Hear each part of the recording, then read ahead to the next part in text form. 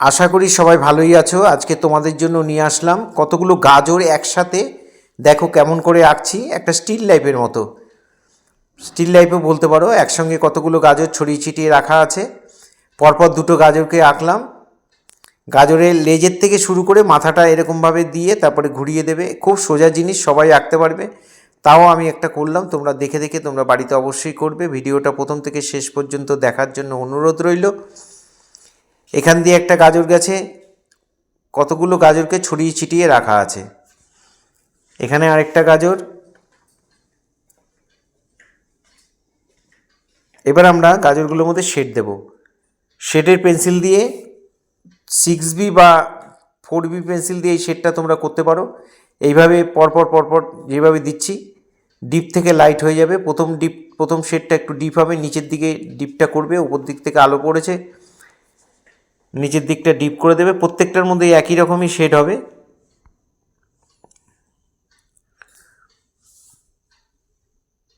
এগুলোকে একটু ধরে ধরে ধরে ধরে সুন্দর করে করবে, দেখতে ভালো লাগবে।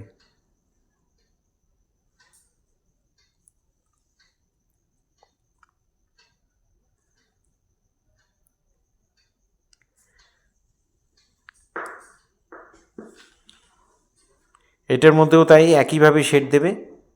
এটা উপর থেকে হালকা করে তারপর নিচের দিকে ডিপ করতে আসলাম। এটা নিচে যত নিচে আসবে তত ডিপ হয়ে যাবে, আলোটা উপর থেকে পড়ছে।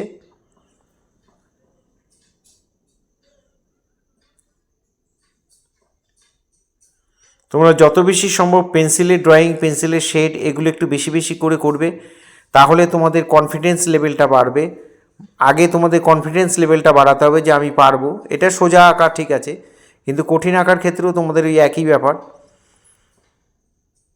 যে আমি পারবো এটা। আর পেন্সিল শেডে আগেও বলেছি, আবার বলছি যে পেন্সিল ড্রয়িংয়ে যে পেন্সিল শেডে তোমরা যে ছবিগুলো করবে সেগুলোতে বর্ডার চলে, তাই একটুখানি 10B পেন্সিল দিয়ে একটু বর্ডার করে দেবে, জিনিসটা দেখতেও ভালো লাগবে।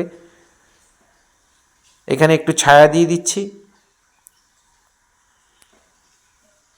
আমার ভিডিও যারা দেখছেন, যদি আমার ভিডিও ভালো লাগে তাহলে অবশ্যই একটা করে লাইক কমেন্ট করবেন। আর ফেসবুকে যারা আছেন তারা অবশ্যই ফলো করবেন। ইউটিউবে যারা আছেন তারা অবশ্যই আমাকে সাবস্ক্রাইব করবেন। পুরো ভিডিওটা দেখার জন্য সবাইকে অসংখ্য অসংখ্য ধন্যবাদ। সবাই এইভাবে আমার সাথে থাকবেন, পাশে থাকবেন। ভালো থাকবেন সবাই।